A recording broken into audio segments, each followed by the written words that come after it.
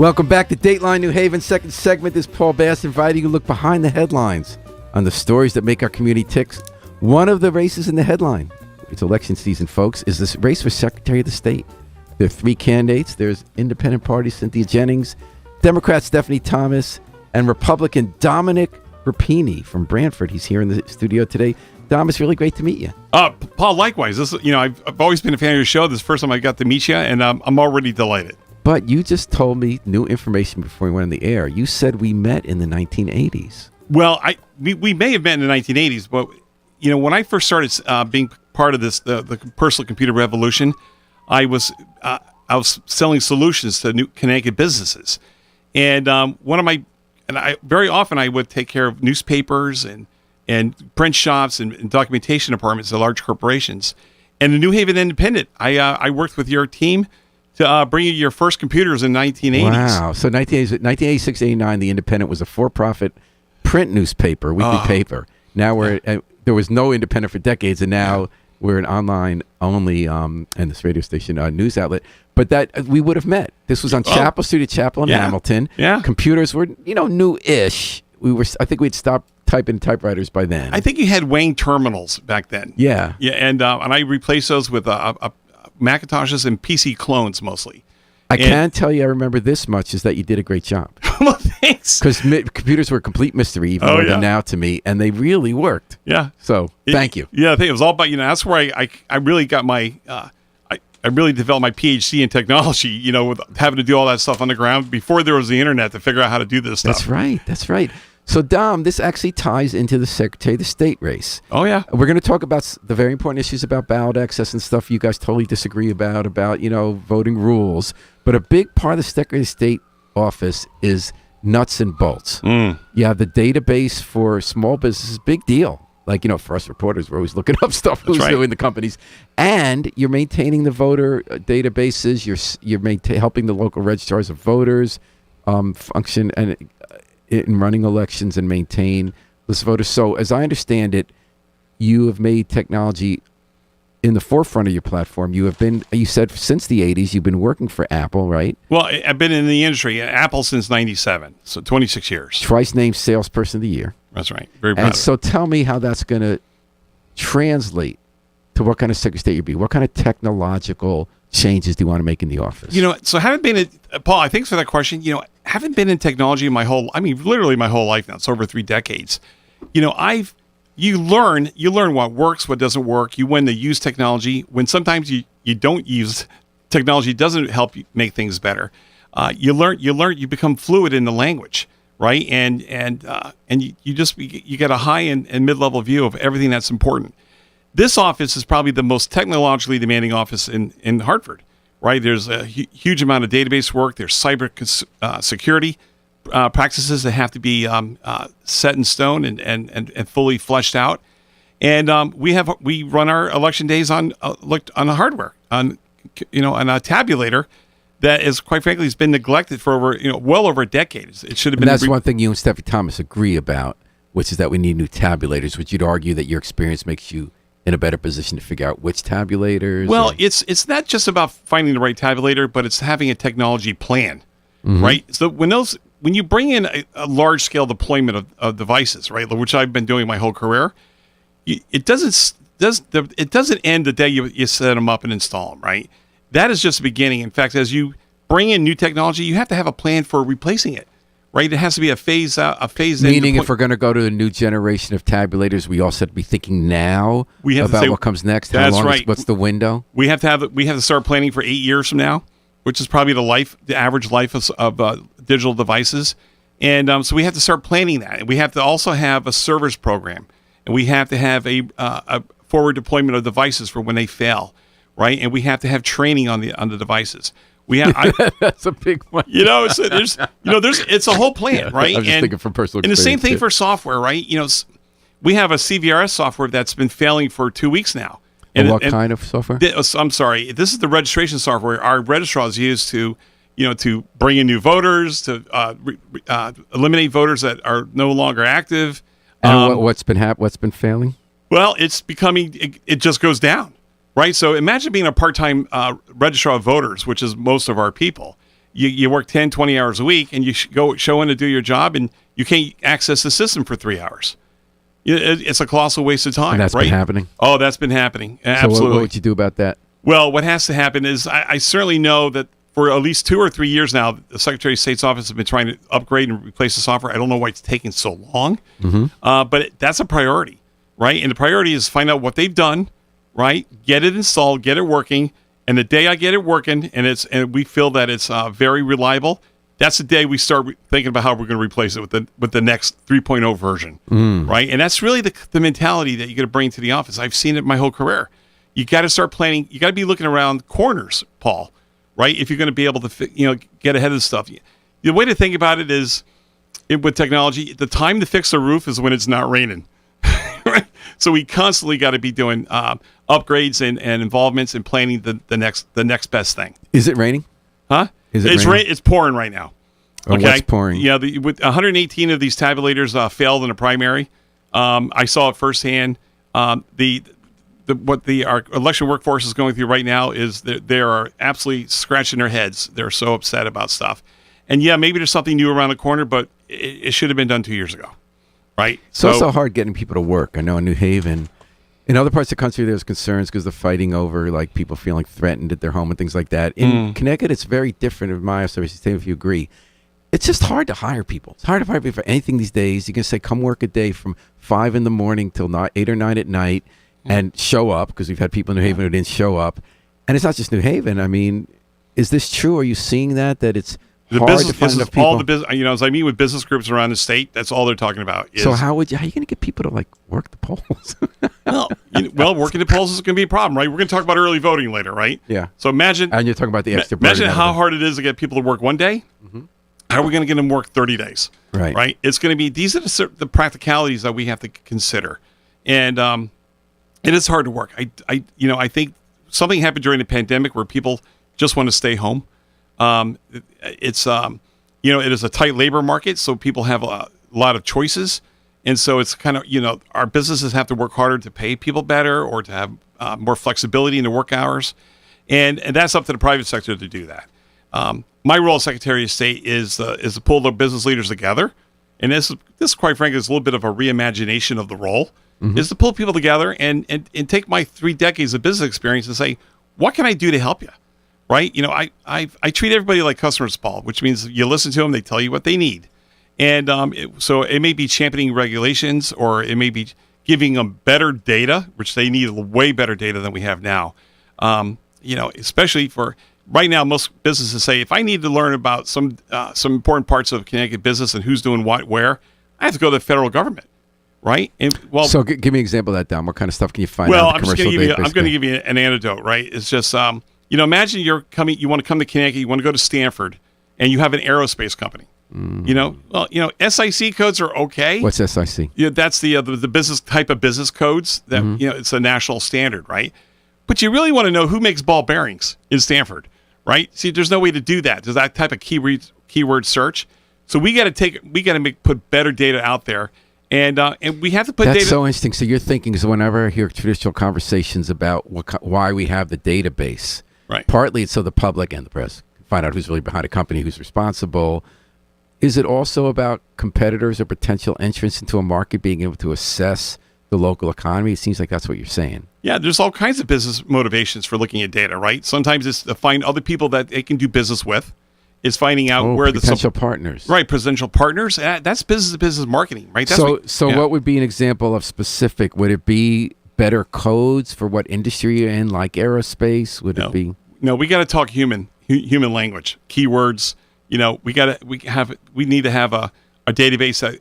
And what I think I'll do is I'll allow businesses to be able to model themselves their own records, and so they'll own their record in our database, so they can put in there the things they want, the keywords that are important, the things that they'll be searched on, just like you would do a keyword search on the internet, right? You want to make sure those keywords are in the database, and then I think we also want to be. And are you going to link that so that a Google search can then tap into like I was thinking myself, I'll have to go try it after we have this interview. Would I be able to find who's doing aerospace in Stanford? I'm guessing you might get some and not others. If the keywords that are on your database are also searchable as keywords on Google, would that make it easier for that person so you wouldn't even have to go in the first place to find that right section on the Secretary of State? Yeah, maybe it would. Because you know where I have trouble sometimes, the SEC too, Election Commission, I have trouble getting the right page. Mm-hmm. Have you ever noticed that? Yeah. They have like 5 options on a page. You go to SEC or DMV. And then you kind of click it on, and then you don't even realize that below they've taken you to that page. Yeah. So the problem with Google, and Google is a very valuable tool. But if I relied on Google for these searches, I'd have to go. Everyone would have to wait. You have to search through so much junk. The paid searches, and the searches that redirect you in a different direction, or just happen to be something else with that word. Yeah, the other interpretations of the word. The database has got to be very singular function for the business community, and that's not something we do in isolation. We do that with the business community, right? We say, guys, I'd like to pull together. I'll pull together, CEOs from small and medium businesses, and say, guys, what are the things you need to look up, and we'll tackle that first. And we'll probably do in parallel to what we have now, and then roll out something that would be very robust and very user-friendly. We're talking to Don Rapini. He's the Republican candidate for Secretary of the State, who's the state's top elections official, and as we were just discussing, is the keeper of the commercial database for companies. So, Don, we were talking about practicalities. You're talking about one reason you would be against, you've come out against the measure on the ballot this year for early voting, and you talked about practical reasons, and you had others you've cited elsewhere, which we'll get to. And that would allow Connecticut to join most other states and allow you to go early to vote. Yeah. If that passes in the referendum this year, will you submit the law or seek to have it submitted? Stephanie Thomas says January 1st, she's submitting that proposal. Well, so listen, if the referendum passes, then my job is absolutely to give the best case scenario for Connecticut. Right? So it means you'll support it, but you'll try to make it work well. Yeah, listen. Working at technology, believe me, not every one of my proposals gets accepted. But you know what? We're all professionals, and when we're done, we said, okay, we get behind it and make it work. So that's my job. So one of the issues you've raised is how long it should be, and then we'll get the cost. So you've brought up October surprise. If it's 30 days, some states are voting now. I mean, Georgia's voting now. Someone's going to cast a vote about, let's say, the Herschel Walker stuff. Right. And then something might be revealed in 2 weeks that make them more or less likely, or about Raphael Warnock and his church. So I asked that to Stephanie Thomas, and her response was, we're not talking 30 days. She supports a 3 to 5 day, and that we already have military people doing that window, and that it might not be a bad thing in politics if our campaigns weren't geared to October surprises last minute, if in fact we're spending months telling us, like Dom talking about, the database and search words, and that it wouldn't be a negative. Wow. So we're going to separate on that one. Mm-hmm.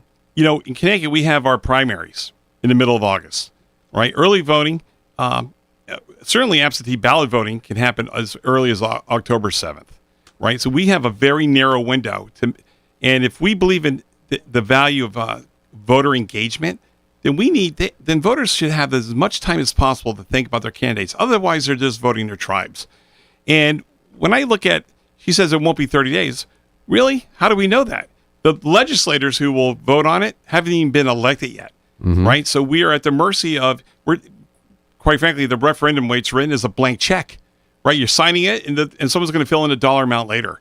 For example, if it goes 30 days, that's a $15 to $20 million unfunded mandate.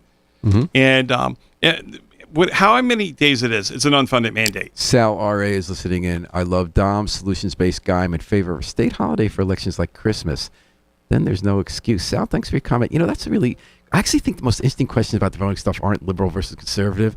It's like that point right there. Other states do have the holiday. What do you think about that? Thanks, Sal. Thank you, Sal is right. My first reaction is we're asking Connecticut businesses to pay for people to go vote, right? Or to have the time to go vote with no guarantee that's how they'll use that time, right? So it's not my first choice. Good day for saloons. Yeah. But Stephanie Thomas said, what about people who work 2 jobs? Sure. Or people who have stuff that comes up last minute, have to go with a family member, and they just can't get the polls that day. So why not give why not give them 3 to 5 days so that they can vote? Well, assuming none of those things happen on the day they decide to go, which may be the last day, those problems don't exist. But, we have, for example, let's say somebody gets sick at the last minute. We have a system of doing an emergency ballot, right? If you're in a hospital, you can send someone in to get your ballot for you, bring it to you. That's the only time someone else can handle your ballot. and we can vote. So we take that into account. And I asked about the unfund mandate.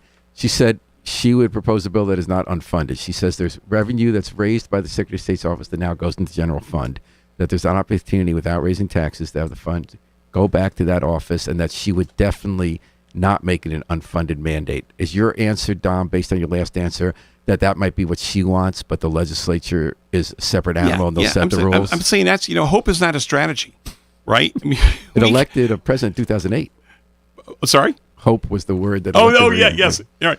It's a slogan, but not a strategy. So I'm very practical. Before I sign up for something, I want to know exactly what we're signing up for.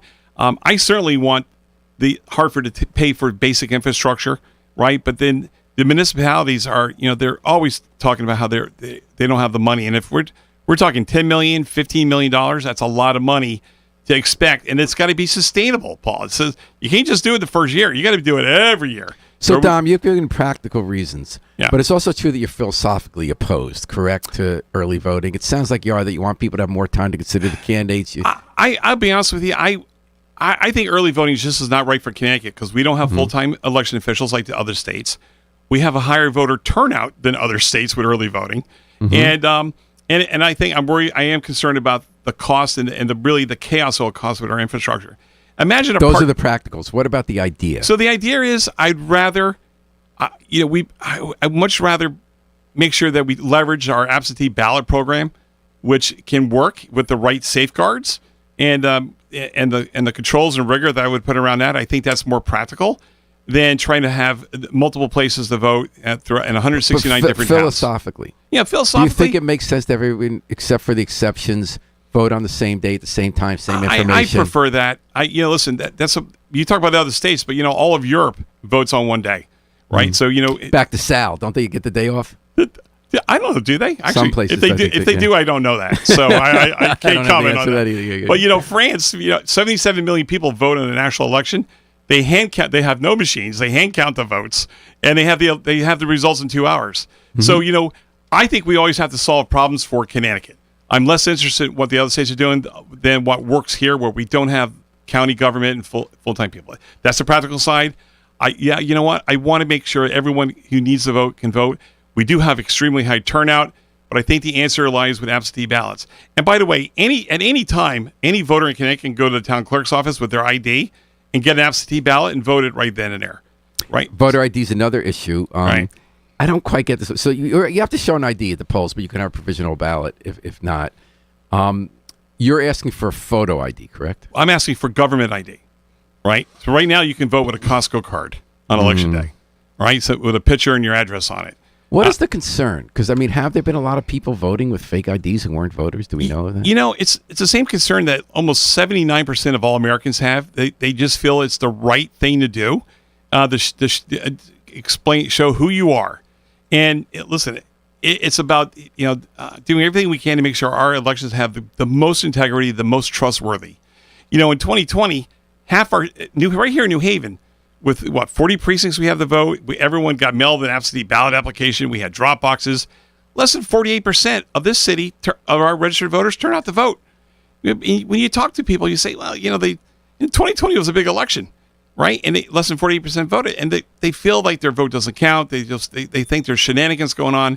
We have to turn that around. I'm kind of an outlier in this one, Dom. I look at what was it, 100. How many people voted nationally in that election? It was like 75 million for Trump and 82 million for Biden. Yeah, it was 150 million. That's a lot of people. That was a huge amount. And when I look at democracy, I guess I don't agree with Democrats or Republicans on this. I think it's more, do you have the opportunity to vote? That's right. And do you have good information? And then if I see fewer people voting, I say, well, if they don't want to, that's okay. If the politicians aren't giving them a reason, that's where you fix it. Oh my give God, them something to vote for. Right. We need but good there shouldn't be candidates. barriers. I thought it was crazy in Georgia. You can't give someone water if they're waiting 4 hours in the heat. But that speaks to electioneering, right? You can't go up to somebody and talk to them when they're in line if you're from a political campaign. But if you're 4 hours in the heat and there were people staying 4 hours, you can't give them a thing of water. Well, if there's 4 hours, I don't know. To me, if they're not wearing a Ned Lamont T-shirt, I'm probably okay with that. I'll be honest with you. But there's a 75-foot rule that we have to honor. And that's within 75 feet, it should not be taking 4 hours. So, Don Rapini, we don't have the fireworks other states have in the Secretary of State race, where this has really become a flashpoint for the national debate over election integrity. Democrats tend to say the threat is Republicans trying to make it harder to vote and not accepting results and cheating. Republicans say the threat is that people voting who aren't allowed to, and we need more oversight and tighter rules so to get rid of the problem. So the first question you always have to be asked, used to it, is who won the 2020 presidential election? So without a doubt, Joe Biden. He won. He won that. He won the election. I asked questions about the election. I studied it. And then I said, you know what? He won. And then from that point on, I've been focused about Connecticut because I know that there's things here that we can do better. Mm-hmm. We have opportunities to really take our elections to the next level. And that's what I care about now. And then, so you've been hearing about tweets you had. Oh, yeah. So the tweet that really stuck with me was January 6th. You said, patriots by the thousands in D.C. fighting for what is right. Our democracy demands that we have free and fair elections. This elections be a travesty. And that was the first of a number of Donald Trump tweets you retweeted saying that Dominion software was corrupted and corrupting the election. Well, what I said in that tweet was there was a rally, right, of Americans, just like we have rallies throughout the country at all different times. And so, you know, I applaud anybody who's going to rally. Certainly, I didn't know anything about what's going on in the Capitol, right? That was a completely different thing. That was a travesty, right? What happened in the Capitol that's later that day. You know, I asked questions at the Secretary of State's office. Do we have Dominion machines here? Because at that time I didn't know. But you were saying that Dominion. I look. They've released some where you were saying that Dominion was easy to cheat on. And that and there were 2.7 million Trump votes nationwide that weren't counted because of Dominion. Well, I don't know about that. But what I do know about is that when you look at the adjudication process in these county elections where they use computers instead of the tabulators we have, there opens big questions about the chain of custody scenarios. And I looked at that and I said, well, you know what? I know that's not going to happen in Connecticut now because I became an election day moderator, right? Just like I learned this. And that doesn't happen in Connecticut because our machines are not connected to the internet. They're based on paper ballots. Our audit trails are phenomenal. So it's good. Oh, I think the way our decentralized elections is the strength of this our state. And the last Trump question: do you support Donald Trump? Do you support him if he runs again? Well, listen, I've supported every Republican president since Ronald Reagan, and so you know. So if he runs again, you'd support him? Yeah, I'm going to vote whoever the Republican candidate is. I'm going to vote for. All right, let's move on from Trump. We're talking to Don Rapini, running for Secretary of State, ranked choice voting. So there's a third candidate, Cynthia Jennings, Independent Party, which is really morphed. That used to be a very conservative party, kind of routinely endorsed Republicans. This year, they really have a range of candidates going from right to center to left. I'm trying to figure out what that party is, but they have this line that really gets put over because there's 20,000 votes, which can make the difference. Cynthia Jennings comes from the left. Yeah. And she's for ranked choice voting, which is odd to me that that's a left-wing position, but we'll get into that. Right. Stephanie Thomas says, I like the idea, but I'm not going to fight for bigger priorities. It would take too long. And where does Don Rapini stand on ranked choice voting? So I've been studying ranked choice voting for a couple of years now because I want to understand it. And first of all, it took me a couple of years to figure it out, right? Because it's the most complex thing I've ever seen. And you know, when I look at it in totality, I'm like, this is just a Ponzi scheme. And here's what I see. It's an opportunity for marginal candidates to make a ballot, right? And to get a vote. Everybody in ranked choice voting gets a vote, just like every kid in Little League gets a trophy. And the problem I have with that,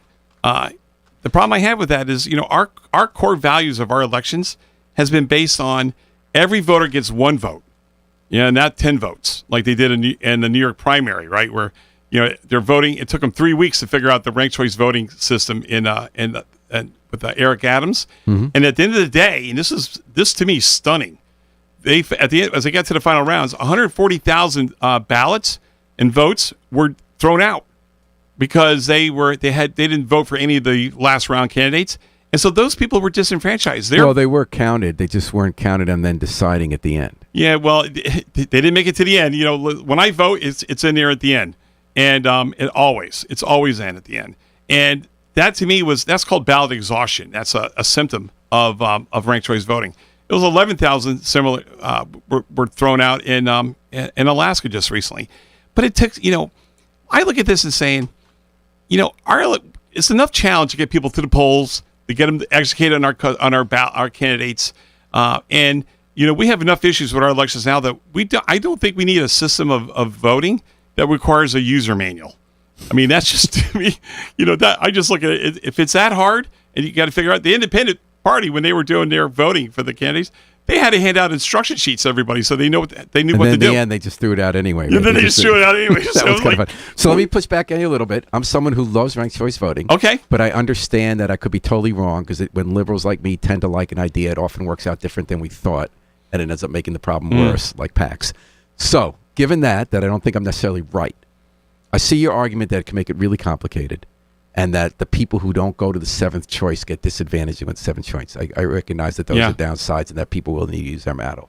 The upside, as people make, and again, I could be wrong because we're wrong often about these fix-it ideas, is that a lot of times people, when they feel they have to do lesser two evils, they're voting for something they don't want because they don't want to throw their vote away, right? And that we often use ranked choice voting in many ways, like at party conventions for who gets the, what round to get 15%. And that with ranked choice voting, theoretically, and again, Dom, I acknowledge it's complicated, and often our side thinks we like something, it makes it worse unintendedly. You can then vote for someone you want because you believe in the idea, because you're not wasting your vote. If that person doesn't get enough votes, the person you want, then your vote can go for that person when it gets closer.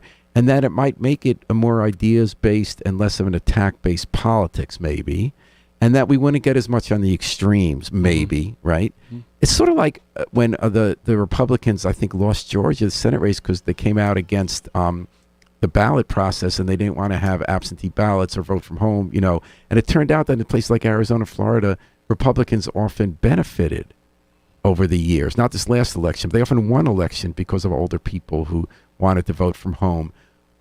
Could ranked choice voting be something that actually helps Republicans as much as Democrats and candidates who are more thoughtful and voters who might feel they are no longer trying to lose their, just vote between equal, the lesser of evil people they want? So Paul, if I thought a system of elections would benefit one party over the other, I should be disqualified from this office. Right. I'm sorry.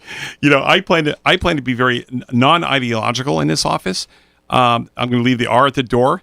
And I'm trying to do things that are that I think are based on logic and based on research and data.